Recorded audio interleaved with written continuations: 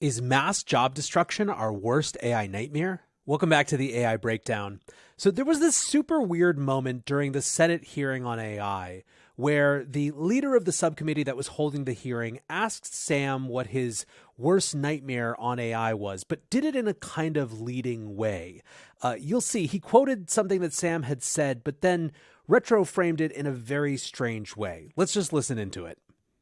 I think you have said, in fact, and I'm going to quote, development of superhuman machine intelligence is probably the greatest threat to the continued existence of humanity, end quote. You may have had in mind the effect on jobs, which is really my biggest nightmare in the long term. Now, the AI safety folks were just absolutely gobsmacked with that. And in fact, during the hearing, Gary Marcus, one of the other witnesses, actually had to drag it back to get Sam to answer what his actual nightmare around AI was, which is, of course, very much more existential than job loss. However, job destruction is nothing to sneeze at and is something that is big time on the minds of policymakers and individuals as they see the rise of generative AI. This week, we got news that major British telecom company BT is planning to cut around 55,000 jobs by 2030, so over the next 7 years or so. And of those, 10,000 or more are going to be replaced by AI, which is obviously a huge, huge number. And it feels like every week we get some announcement like this. Earlier in the month, IBM announced that they plan to replace 7,800 jobs that they were going to hire for with AI instead. These are often back office jobs, human resource jobs, jobs in many cases that don't interface with customers. And these are big numbers, right? Thousands and thousands of jobs at a time. This is part of why the World Economic Forum is estimating that over the next 4 years, the world will in total lose something like 83 million jobs, while it will only gain 69 million jobs, a net loss of 14 million jobs. And you can see the anxiety over AI-wrought disruption cutting across basically every industry. Music is certainly feeling it, especially as there's this rise in deepfake AI songs. Sting was quoted in a CNN piece recently saying the building blocks of music belong to us, human beings. That's going to be a battle we all have to fight in the next couple of years, defending our human capital against AI. Meanwhile, the Hollywood writer's strike is going on right now, and a big underlying issue is that the studios wouldn't even negotiate with them, wouldn't even share with them their plan as it relates to AI. The writers are worried, reasonably, I think, that executives might see AI and say, hey, maybe we can get AI-generated scripts, and then just hire people to punch them up a little bit. And again, the fact that they wouldn't share their plans or even negotiate around it was something that really, really made the writers nervous. When BuzzFeed started investing in AI, it said that it was really only going to be focused on non-news content, but Brian Merchant, tech columnist for LA Times, pulled out this nugget earlier this week. BuzzFeed CEO Jonah Peretti speaking at Investor Day just 1 week after laying off its entire news team. Over the next few years, generative AI will replace the majority of static content. Marketers are, of course, terrified. When more than 1,000 were surveyed about whether they were concerned about the future discovery of their content, 21% were extremely concerned, 21% were moderately concerned, only 17% were not at all concerned. And this is to say nothing of search marketers, who see in the changes of chat-based interfaces a total difference for how the web has been architected over the last 20 years, with major implications for how they've designed their businesses. Even coders aren't safe. In this viral post from Reddit, a developer writes, ChatGPT slowly taking my job away.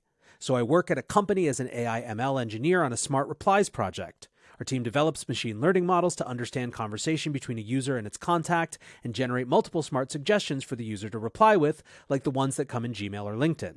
Existing models were performing well in this task, while more models were in the pipeline.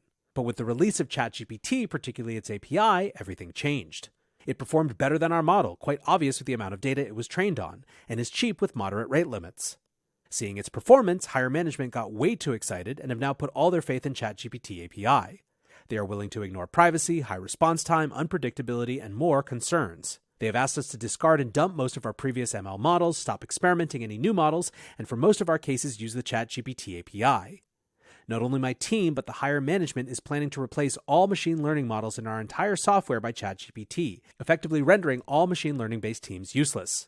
Now, there is low-key talk everywhere in the organization that after integration of ChatGPT API, most of the machine learning-based teams will be disbanded and their team members fired as a cost-cutting measure.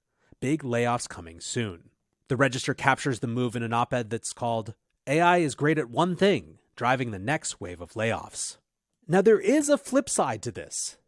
Goldman Sachs strategists wrote earlier this week that they see that AI could boost S&P profits by 30% or more over the next decade. That's driven almost entirely by the productivity gains that AI can produce. For a very long time, the world has not seen significant productivity gains, and there are some macro analysts who think that this might be a hugely important boom for the world once we get through the transition. The question, of course, is how we get through the transition. Italy announced this week that they were trying to help workers retrain with a new $30 million fund.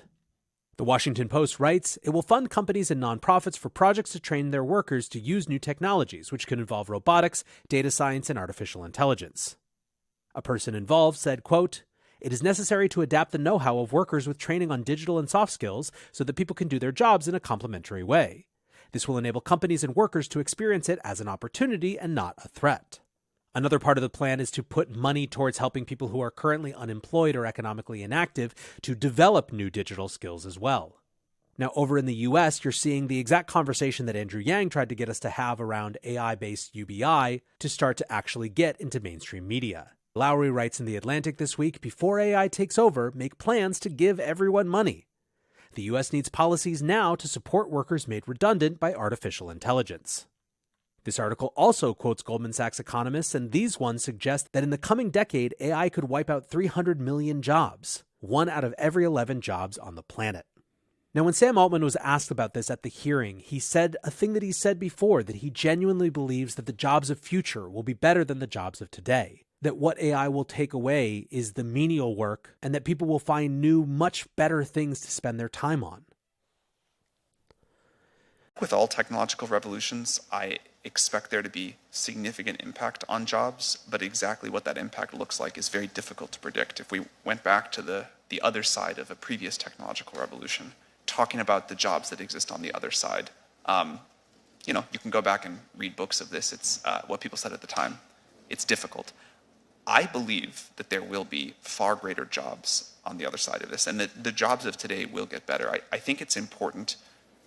First of all, I think it's important to understand and think about GPT-4 as a tool, not a creature, which is easy to get confused. And it's a tool that people have a great deal of control over and how they use it. And second, GPT-4 and other systems like it, are good at doing tasks, not jobs. And so you see already people that are using GPT-4 to do their job much more efficiently by helping them with tasks. Now, GPT-4 will I think, entirely automate away some jobs. And it will create new ones that we believe will be much better. This happens, again, my understanding of the history of technology is one long technological revolution, not a bunch of different ones put together.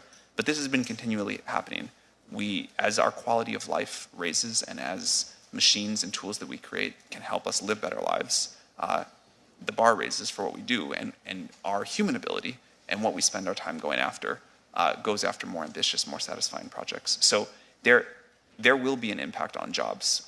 We try to be very clear about that, and I think it will require partnership between the industry and government, but mostly action by government to figure out how we want to mitigate that. But I'm very optimistic about how great the jobs of the future will be. The question is whether it's his view of the future, that view of the future that's correct, or if it's this view here from Lauren Marie on Twitter who writes, my 3 a.m. thought. How does our current economic model, which compensates people based on their alleged labor value to society, continue to exist in the future when AI makes 97% of jobs obsolete? I think about this every day. Tech leaders and legislators aren't even really addressing this publicly yet. I don't know the answer, but now is the time to have the conversation. That's it for today's AI Breakdown. If you're enjoying the show, please like, share, and subscribe. Go check out the podcast, the newsletter. And until next time, peace.